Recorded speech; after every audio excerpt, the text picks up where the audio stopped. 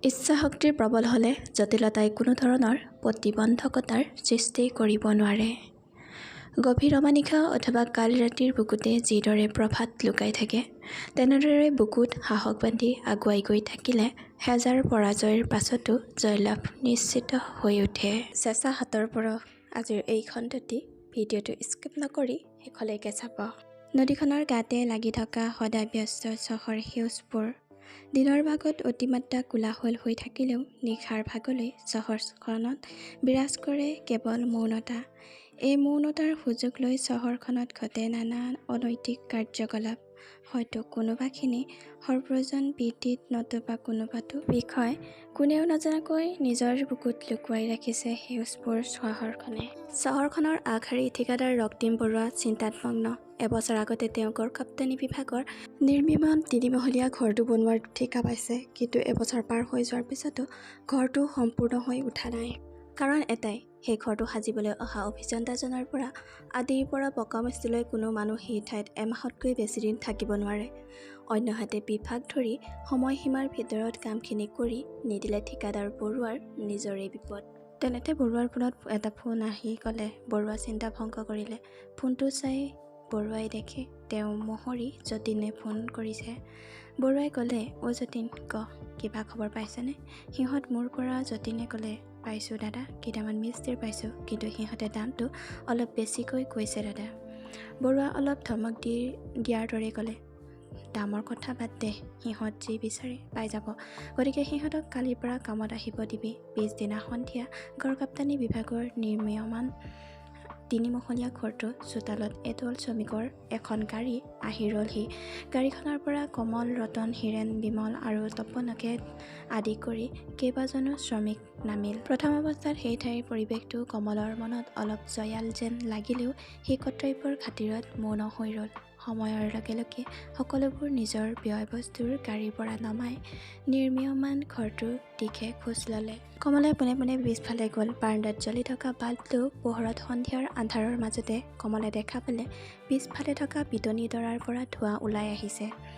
কমলে সেই ঠাই অলপো পলম নকৰি দৌৰি আহি লগৰ কেইজনৰ কাষত উপস্থিত হৈ ক'লে, ঐ, পিছফালে থকা পিটনি দৰাৰ পৰা ধোঁৱা ওলাই থকা দেখিছোঁ, আহচোন চাহি, মোৰ হ'লে অলপ ভয় লাগিছে। তেনেদৰে কমলে গৈ সিহঁতৰ মাজৰ পৰা তপনৰ অলপমান পঢ়া-শুনা আছিল আৰু সি সাহসী, সেয়েহে পৰিস্থিতি চম্ভালি লওঁ বুলি তপনে ক'লে, কি যে কৈ থাক আৰু, এইবোৰ আধামৰি, জুই বা ভূত তেনেকুৱা একো নাই। হাইস্কুলত পঢ়োতে বিজ্ঞানত ছাৰে কোৱা মোৰ মনত আছে, এই জুইকুৰা জেকা বা সেমেকা ঠাইত নিজে নিজে গেছৰ বাবে জ্বলে। সেই সময়তে গ্ৰহীণ হৈ থকা পৰিৱেশটো সহজ আৰু ধেমেলীয়া কৰা বুলি তপনৰ কথাৰ উত্তৰ ধেমেলীয়া সুৰত দি ৰতনে ক'লে, মোৰ বুকুখন গেছৰ বাবেই জ্বলি আছে, বুজিছ? তেনেকৈ পিটনিৰ গেছৰ বাবে জুই জ্বলি ধোঁৱা ওলাইছে খাটাং। দে ব'ল এতিয়া গোটেইবোৰ মিলি ভাত বনোৱাৰ যা যোগাৰ কৰোঁ। আকৌ কাইলৈ পুৱাই উঠি ৱাল কেইখন প্লাষ্টাৰ কৰিব লাগিব। সময়ৰ লগে লগে ভাত পানী খাই বৈ পকাখনতে আটায়ে নিজৰ বিচনাবোৰ সাজু কৰি শুই থাকিল। নিশা ২ বাজিছে। বিচনাৰ ওপৰলৈ মুখ কৰি পৰি থকা কমলৰ চকুত টোপনি নাই। কাৰণ সেই জয়াল পৰিৱেশটো সি এতিয়াও সহজভাৱে ল'ব পৰা নাই। অন্ধকাৰ পৰিৱেশৰ মাজতে কমলে ইটো কোঠালিৰ পৰা তপনে তাক উদ্দেশ্যে মাত দিয়া শুনিব পালে, ঐ কমল, কমল, এইটো চাহিচোন, ইয়াক আজি মই। তপনৰ মাত শুনি কমলে আগ পিছ একো নাভাবি ফোনৰ টৰ্চটো জ্বলাই ইটো কোঠাৰ ফালে বেগাই গ'ল। কমলৰ টৰ্চৰ পোহৰত দেখা পালে তপনে ক'লা মেকুৰী এটা পিটনি দৰাৰ ফালে দৌৰাই নিছে। কমলৰ অলপ ভয়ো লাগিছিল, যদিও বন্ধু তপনক বিপদত অকলে এৰিব নোখুজি সি পিছে পিছে দৌৰ ল'লে। এটা সময়ত সি তপনক আৰু মেকুৰীটোৰ পিছে পিছে গৈ পিটনি দৰাৰ সন্মুখত উপস্থিত হ'ল। নিশাৰ আন্ধাৰৰ মাজতে কমলে ইফালে সিফালে টৰ্চৰ পোহৰত চাবলৈ চেষ্টা কৰিলে, যদিও তপন আৰু মেকুৰীটোৰ এটাকেও সি দেখা নাপালে। কমলৰ চিন্তাত পৰিল। সি তপনক মাত লগালে, তপন, ঐ তপন, ক'ত গ'লি তই? এনেদৰে কমলে মাতিবলৈ ধৰিলে। কমলৰ মাত দিয়াৰ পিছতো তপনৰ পৰা একো উত্তৰ নাহিল। লগে লগে কমলে হঠাৎ নিজৰ ভৰিৰ তলচোৱা অত্যাধিক গৰম অনুভৱ কৰিবলৈ ধৰিলে। পৰিস্থিতিৰ সন্মুখত পৰি কমলৰ মনত ভয় ছানি ধৰিলে। তেনেতে সি অনুভৱ কৰিলে কোনোবা যেন তাৰ পিছফালে ৰৈ আছে আৰু পিছফালৰ পৰা নাকেৰে ঠেলি দিয়া গৰম উশাহবোৰ যেন সি তাৰ ডিঙিত লগা যেন অনুভৱ কৰিলে। কমলে অলপো পলম নকৰি পিছলৈ ঘূৰি চালে, কিন্তু সি একো দেখা নাপালে। কমল হঠাৎ পিটনিডৰাৰ মাজৰ পৰা চিৎকাৰ কৰি উঠা মাত এটা শুনিবলৈ পালে। ঐ মৰিলোঁ, মোক বচা ঐ।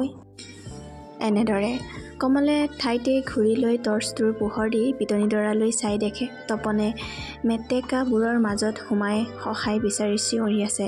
সি বহু চেষ্টা কৰিলেও পিটনিডৰাৰ মাজৰ পৰা ওলাই আহিব পৰা নাই। বন্ধুত্বৰ খাতিৰত কমলে অলপো পলম নকৰি তপনক পাৰলৈ তুলি অনাৰ মনেৰে পিটনিডৰালৈ নামি গৈ তপনৰ কাষ পালেগৈ। কমলে তপনৰ ওচৰ পাই তাক ক'লে, চিন্তা নকৰিবি, মই আছোঁ, তোক মই পাৰলৈ তুলি নিম, ধৰ মোৰ হাতখন, ধৰি ল এতিয়াই।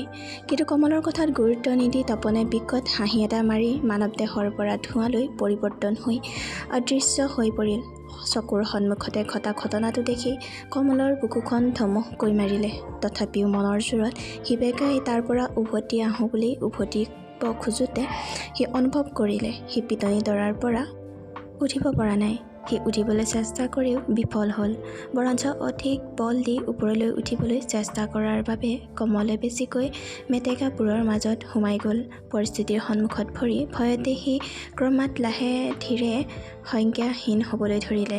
তেনেতে তাৰ চকুত কেইবাটাও টৰ্চৰ পোহৰ পৰিল। লগে লগে সি জোৰকৈ চিঞৰিবলৈ, ঐ মৰিলোঁ, কোন আছ, এইফালে আহ। অৱশেষত টৰ্চৰ পোহৰকেইটা তাৰ কাষ চাপি অহাত সি দেখা পালে তাৰ লগত ৰত্ন, হীৰেণ, বিমল আৰু তপনে তাক বিচাৰি আহিছে। অলপো পলম নকৰি সিহঁতে কমলক পিটনিডৰাৰ পৰা বাহিৰলৈ তুলি আনিলে। চকুৰ সন্মুখত তপনক টৰ্চটো লৈ থকা দেখি কমলৰ আচৰিত লাগিল। পলম নকৰি সি তাক সুধি পেলালে, তোৰ বাবেই মোৰ এই অৱস্থা, মই মৰিলোঁ হয় আজি, তই হঠাৎ মানুহটো এইফালে আহি ক'ত নোহোৱা হৈ গলি। কমলৰ কথাত তপনে আচৰিত হৈ ক'লে, এই ৰাতিখন ইয়ালৈ আহিবলৈ তই মোক পাগল পাইছ নেকি? মইচোন কোঠাতে শুই আছিলোঁ। ৰত্ন বাহিৰলৈ উঠোতেহে তোক দেখা নাপাই হুলস্থুল কৰাতহে আমি সকলোৱে সাৰ পাই তোক বিচাৰি আহিছোঁ। তপনৰ কথা শুনি কমলৰ বুজিবলৈ বাকী নাথাকিল। সেয়া আন একো নহয়, সেয়া নিশ্চয় কোনোবা প্ৰেতাত্মাৰ জাল। তাত পলম নকৰি সকলো আহি গা ধুই নিজৰ কোঠালৈ আহি অহাকালিৰ খণ্ডত কমলৰ ঘৰখনৰ লগত কমলৰ লগত কি হ'ল অহাকালিৰ খণ্ডত শুনিবলৈ পাব। আজিলৈ ভিডিঅ'টি ইমানতে সামৰণি পৰিছে। Like, comment, share and subscribe কৰিবলৈ নাপাহৰিব। ধন্যবাদ।